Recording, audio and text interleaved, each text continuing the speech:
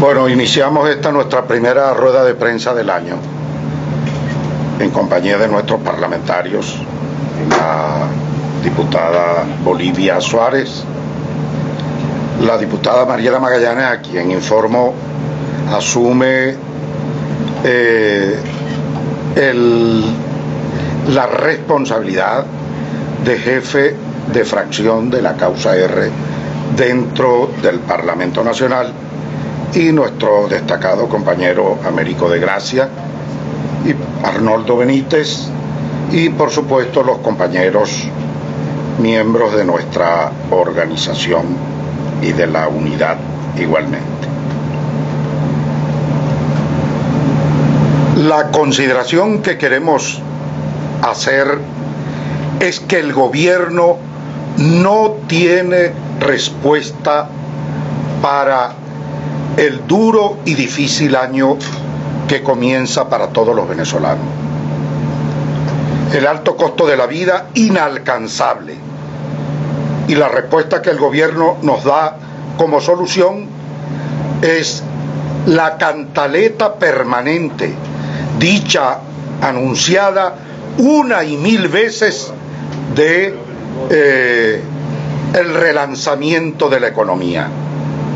Y de la misma manera, el consabido aumento del salario mínimo, que lejos de convertirse en un alivio frente a el aumento del costo de la vida, frente a la inflación, lo que ha terminado convirtiéndose, como ha venido ocurriendo, es en un resorte que presiona hacia arriba la inflación y que termina en muchos de los casos, como lo estamos viendo ahora, teniendo impacto sobre el empleo, porque muchas empresas, sobre todo medianas, se ven obligadas a salir de algunos puestos de trabajo. Esa ha sido hasta ahora la respuesta del gobierno.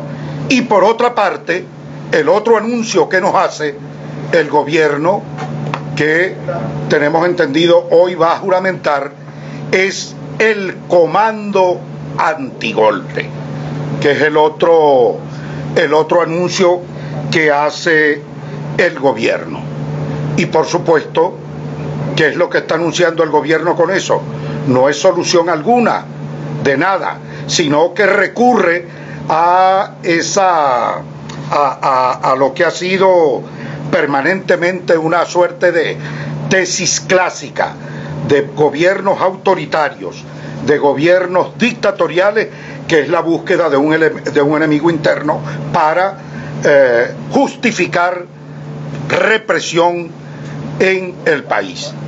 Y esto no tenemos ni siquiera que hacer una especulación de ello, sino que el propio Nicolás Maduro ayer, cuando hizo el anuncio y ayer lo ratificaba, señalaba que había nombrado a Tarek El Aissami como vicepresidente para mantener el orden interno y para atacar a los golpistas y el terrorismo de derecha. Con lo cual, lo que está haciendo, repito, es utilizar lo que usó Pinochet, lo que usaba Videla, lo que usan todos los dictadores para justificar la represión interna por vía de esa tesis clásica de buscar el enemigo interno. Estas medidas que el gobierno ha anunciado el día de ayer sencillamente no resuelven nada.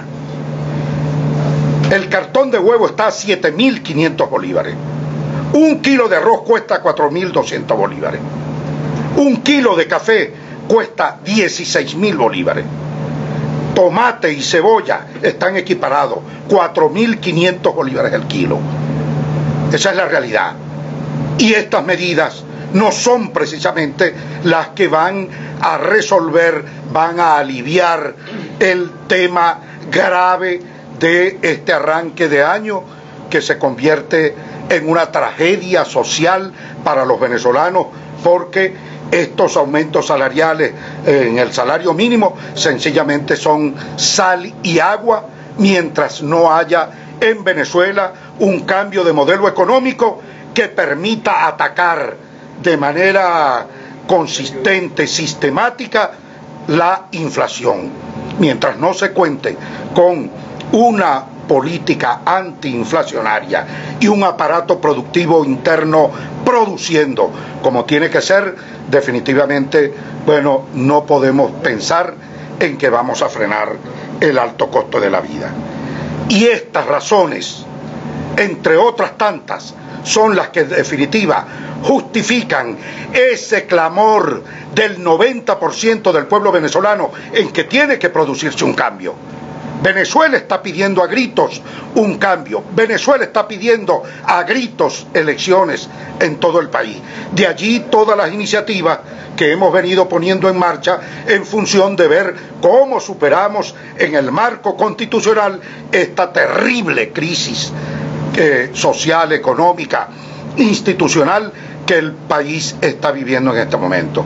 Y para ello creo entonces indispensable insistir en lo que tiene meses la causa R proponiendo, en lo que viene la causa R insistiendo, que no es otra cosa que tener como primera prioridad, como estrategia prevalente, la que debe prevalecer en primer orden, la unidad con mayúscula, porque esto hoy más que nunca tiene validez esta propuesta, hacer el llamado en relación a la unidad, sobre todo por el mal momento que vive la unidad, que para nadie es un secreto, por el difícil momento, por la incoherencia que a todas luces se presenta ante la opinión pública nacional, por el dibujo libre que viene ocurriendo en cada uno de los factores democráticos que forman parte de la mesa de la unidad democrática, donde cada quien tiene una estrategia particular. Primero justicia, acción democrática, un nuevo tiempo, voluntad popular, la causa R, todos, cada quien tiene una estrategia particular. Y mientras exista esa coherencia, nosotros vemos siempre una dificultad en procura del objetivo que nos hemos planteado, que es este cambio urgente del cual hemos venido hablando. Y para ello entonces insistimos en que la mesa de la unidad democrática tiene que ser relanzada bajo una reglamentación que todos debemos acordar. Un reglamento ¿para qué? Repito, para que no haya el dibujo libre. Un reglamento para que exista un mecanismo de toma de decisión. Un reglamento para que haya un mecanismo que permita hacerle seguimiento a las decisiones que se toman. Un reglamento que permita transversalizar o incorporar a otros sectores de la sociedad en gremios profesionales y todos los sectores sociales que puedan concurrir en la mesa de la unidad democrática, es decir, hacer de la mesa de la unidad un gran movimiento de unidad nacional que de verdad nos permita obtener victorias como las que esperamos obtener en el curso de este año, en ese propósito de rescatar la democracia, que pasa para nosotros por el hacer valer el voto, el sufragio, que ha sido conculcado por el gobierno, que ha sido puesto de lado por el gobierno, cuando impidió el revocatorio y cuando eliminó las elecciones regionales que debieron celebrarse en diciembre, y que permite que hoy una pila de gobernadores corruptos, zánganos, sinvergüenza, incapaces, estén usurpando gobernaciones habiéndosele vencido el tiempo. Y por eso reivindicamos que las elecciones regionales tienen que ser convocadas para la fecha en que lo anunció ya el Consejo Nacional Electoral, y que la mesa de la unidad democrática, coherente con el planteamiento de rescatar el voto, tiene que proponer ya al Consejo Nacional Electoral la celebración de elecciones primarias en todo el país para escoger nuestros nuevos gobernadores de manera unitaria. Eso lo estamos proponiendo en este sentido por parte de la causa R, y era lo que hoy en este primer encuentro con los medios nosotros queremos resaltar. Uno, el gobierno no tiene respuestas para la crisis, nos vuelve con el mismo cuento de siempre, y lo que nos insinúa es mayor represión por la vía de la búsqueda de ese enemigo interno que está planteando por la vía del comando antigolpe que van a juramentar hoy. Que no busque enemigos internos en los sectores políticos. Los enemigos que el gobierno tiene son conocidos y están identificados plenamente. El hambre, la inflación, la corrupción, el desempleo, la escasez, la pobreza. Esos son los enemigos que el gobierno tiene, y los comandos que debe juramentar el día de hoy es el comando antiinflacionario, el comando contra el hambre, el comando antipobreza, el comando anticorrupción, el comando por la seguridad ciudadana. Esa es la realidad y es lo que hoy queremos plantear. Justamente usted, señor Velázquez, hablaba de la unidad. Ayer desde la Asamblea Nacional se declara el abandono del cargo del presidente de la República, Nicolás Maduro. Sin embargo, Avanzada Progresista se abstuvo de votar a favor de esta solicitud, de esta medida que han tomado. ¿Cuál es la opinión de Causa R con respecto a esta declaración? Bueno, precisamente lo que acabo de señalar. La respuesta a eso es relanzar una mesa verdaderamente unida.